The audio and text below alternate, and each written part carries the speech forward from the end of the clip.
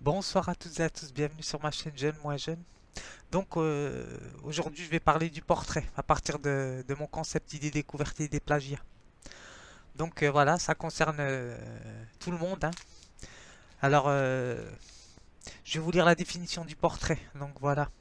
Alors le portrait, ils disent représentation d'une personne réelle, de son visage. Donc par le dessin, la peinture, la gravure, faire le portrait de quelqu'un. Voilà. Ou autoportrait. Donc voilà. Il y a photographie, bien sûr. Mais là, je parle du dessin et je vais parler un peu du dessin et de la sculpture. J'ai fait un petit texte.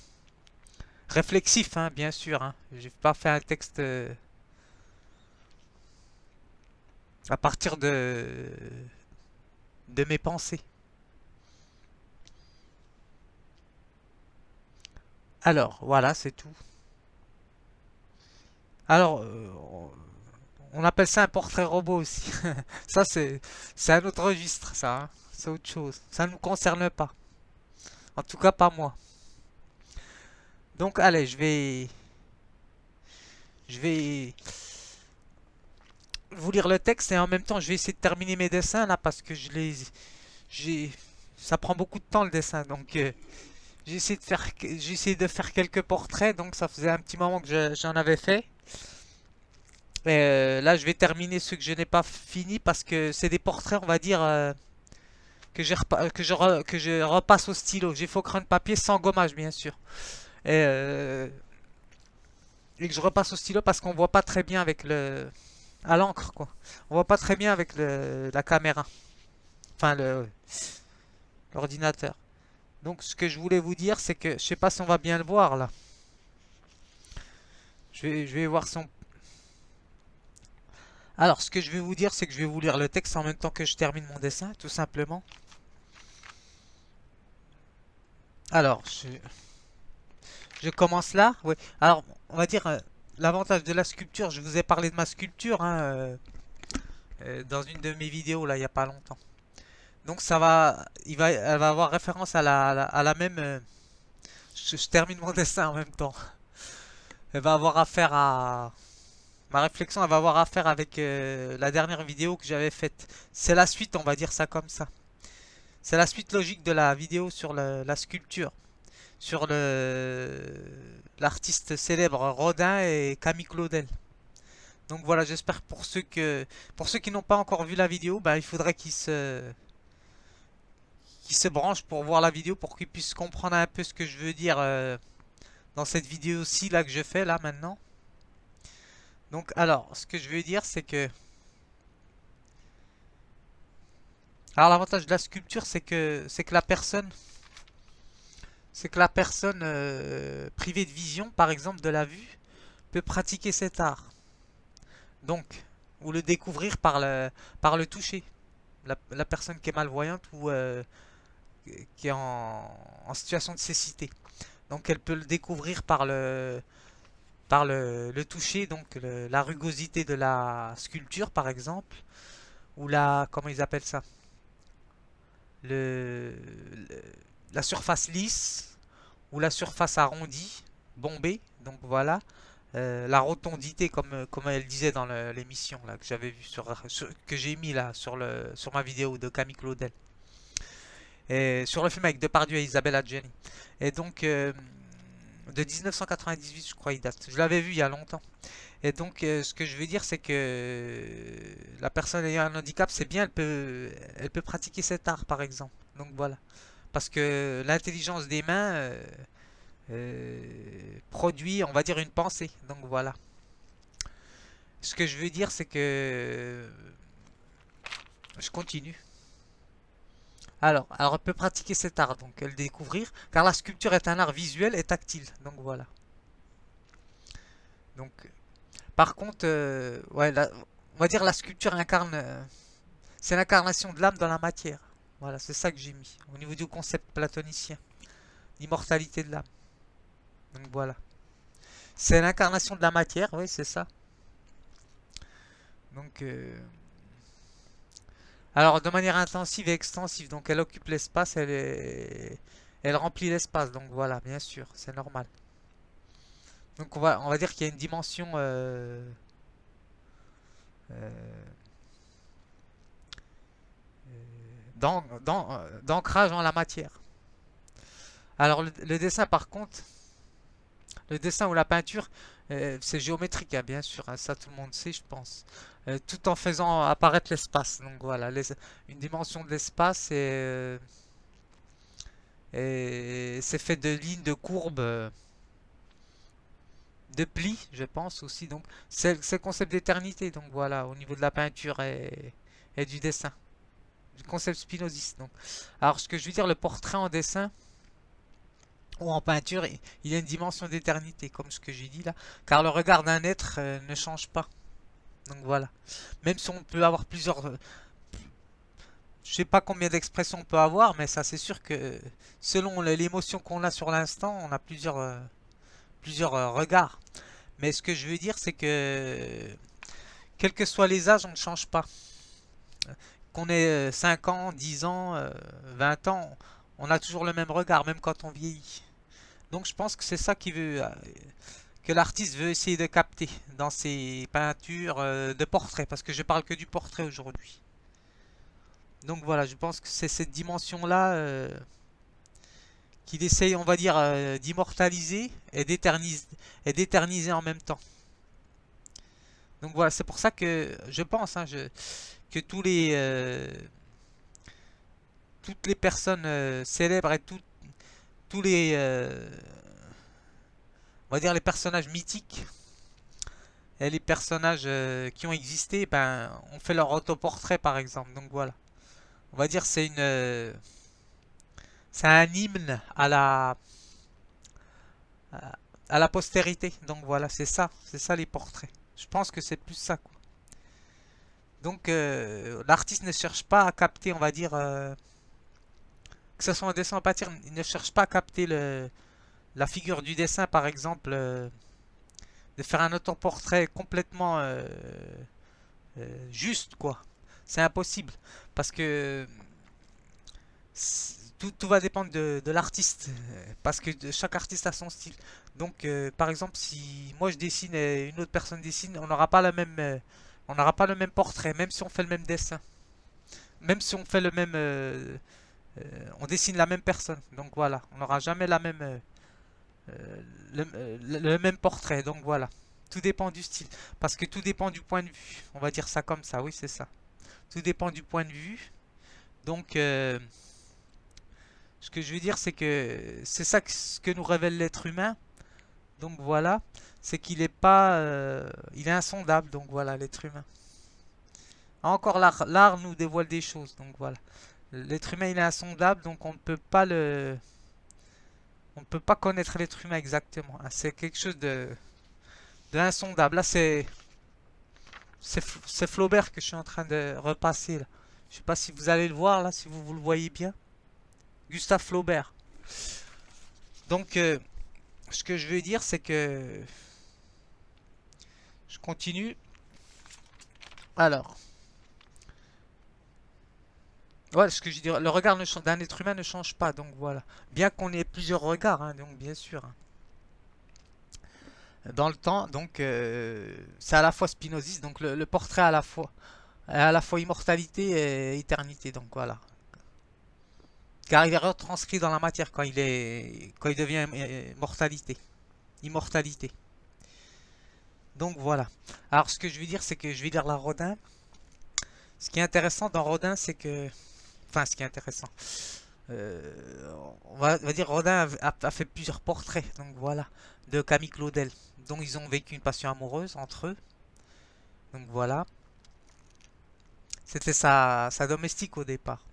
Alors car je pense que l'homme on va dire Rodin ou l'homme, donc voilà, les hommes en général ont des instincts plus forts, donc voilà, au niveau de leur morphologie physiologique, donc voilà, la testostérone et tout ce qui concerne, hein, voilà, le fonctionnement d'un homme.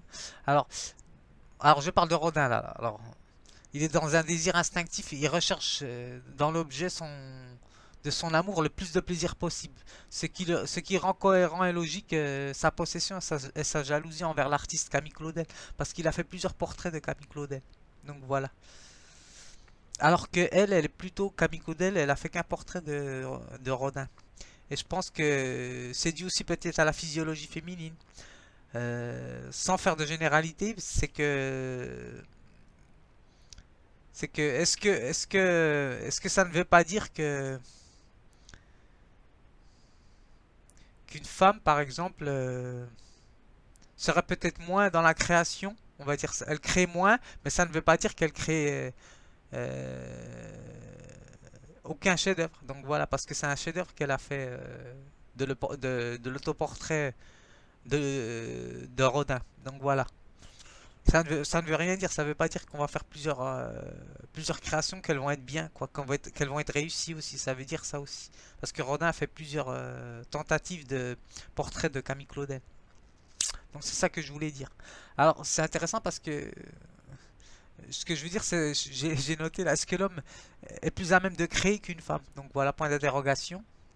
Bien qu'on sache que l'homme a fait plusieurs créations, que ce soit artistique, sur le plan artistique, intellectuel, philosophique, mais ça veut rien dire. Donc c'était les contextes, on va dire, géopolitiques et puis historiques. Donc je sais pas, donc je pose juste la question. Alors dû à son énergie plus élevée, bon, dû à hormonale quoi. Donc voilà. Mais cela ne veut pas dire que les créations seront toutes des chefs-d'œuvre, comme ce que je vous ai dit. Alors ce que je veux dire après, c'est que pour moi dessiner un portrait c'est quoi? Donc voilà, j'ai mis. Donc c'est avant tout d'essayer de tenter de retranscrire de la manière la plus fidèle possible, hein. Donc voilà, chaque personne. Donc chaque personne qui dessine dessine le même portrait, mais les deux seront différents. Donc voilà, c'est ce que je vous ai dit.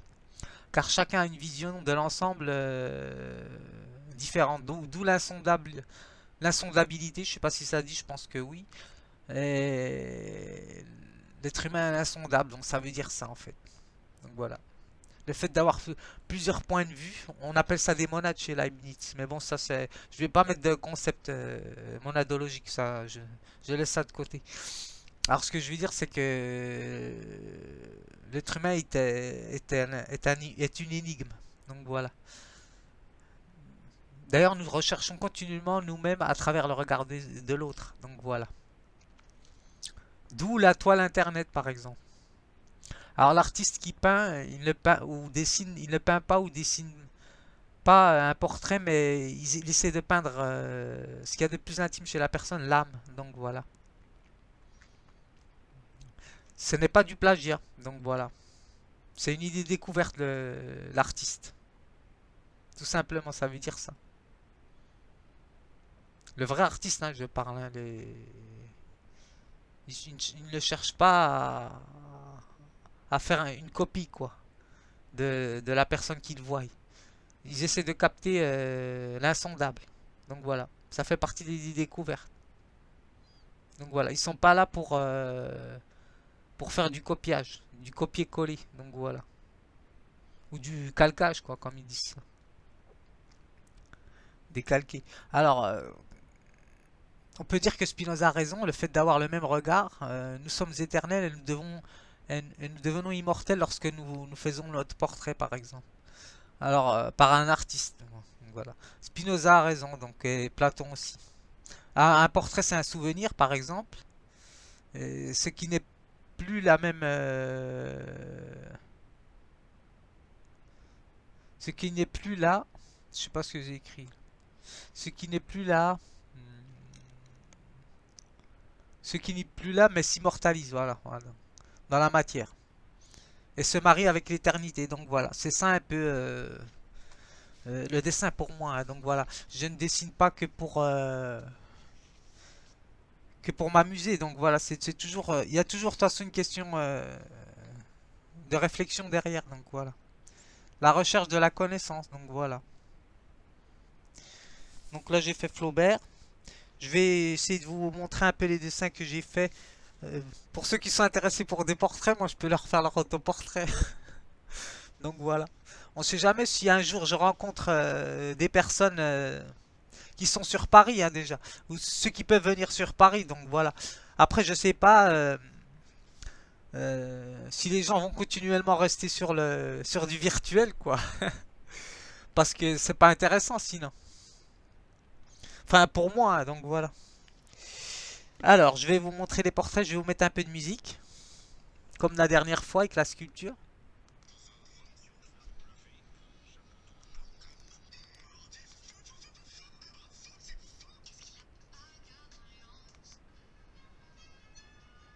Tiens, je vais mettre du classique.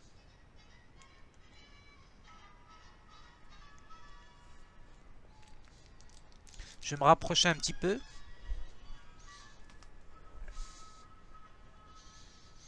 J'en ai fait d'autres, là, des dessins, mais bon. Et là, c'est toujours à partir de portraits, de vraies photos, hein. Donc voilà, des vraies photos. Donc vous allez reconnaître des célébrités. Donc voilà.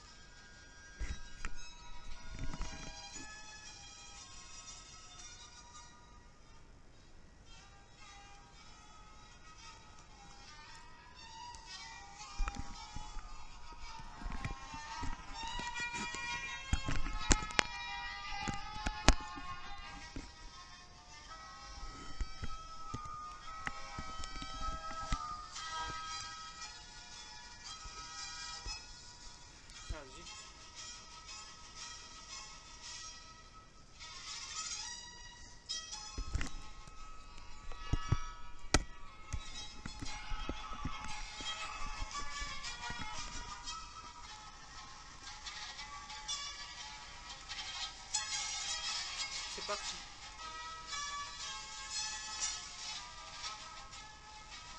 Je sais pas si vous allez bien le voir.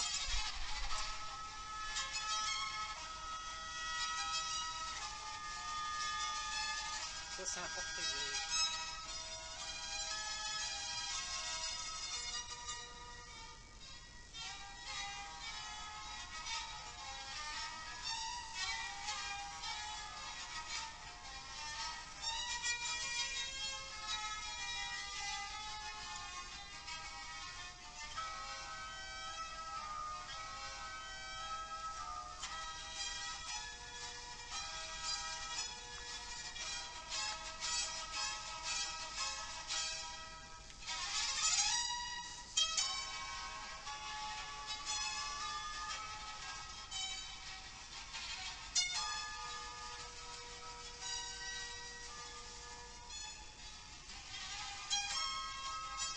c'est Jérôme Brassin.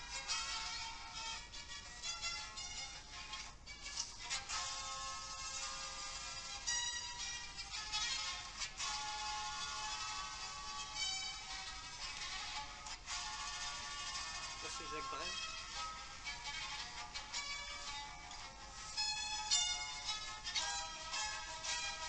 Vous appuyez sur le regard. Ça, c'est Proust.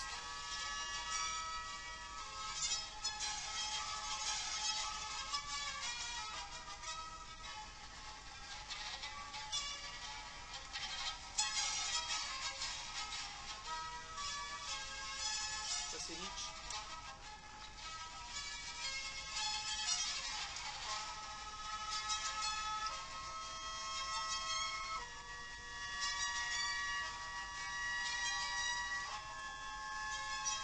Le regard.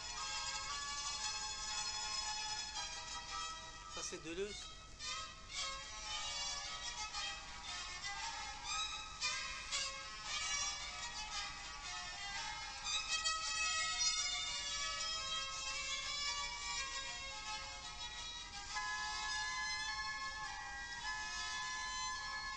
Ça, c'est Depardieu.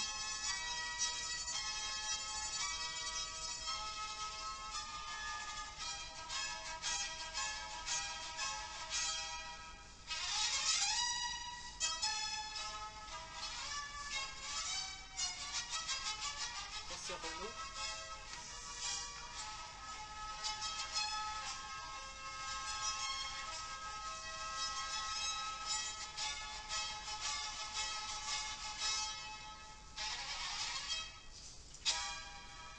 Ça, c'est l'écrivain indépassable.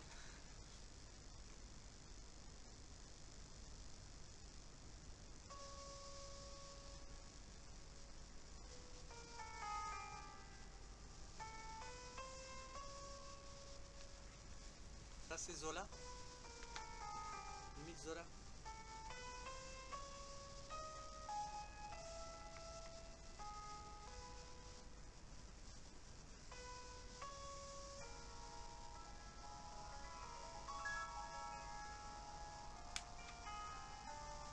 Ça c'est Marilyn Monroe.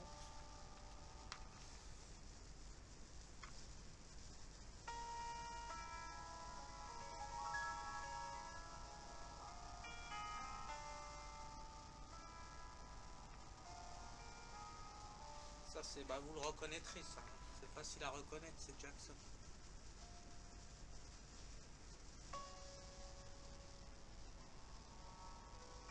Le dehors.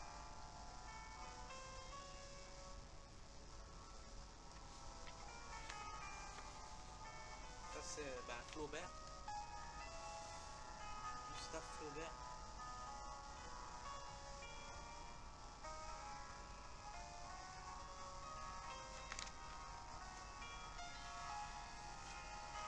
Ça c'est un... Je sais plus qui c'est. Regardez le regard.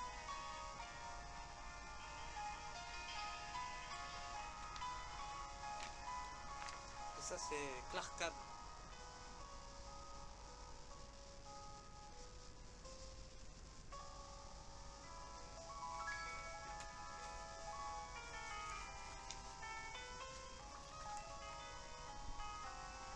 Ceux-là vous allez pas les voir ceux-là.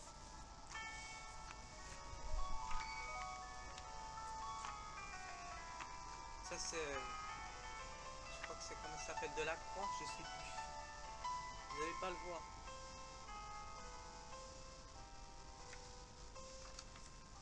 Parce que ceux-là ils sont en train de papier.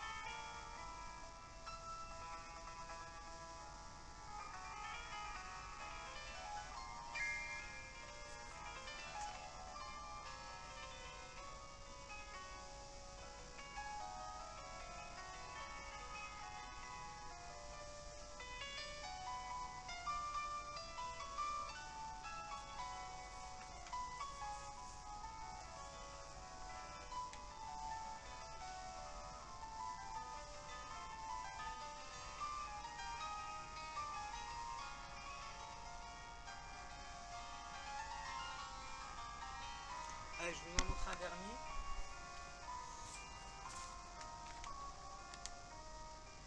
Ça c'est Vermeer.